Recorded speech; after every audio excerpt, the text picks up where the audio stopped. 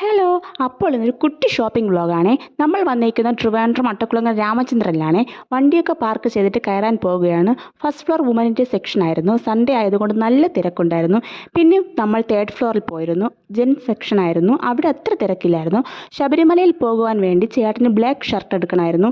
ഇത് കണ്ടോ, ആരി വർക്ക്സിലും സ്റ്റോൺ വർക്കിലും ഉള്ള ജെൻസ് ഷർട്ട് നല്ല ഭംഗിയുണ്ട്. മുണ്ടിൻ്റെ കൂടെ പെയർ ചെയ്യാൻ അടിപൊളിയായിരിക്കും.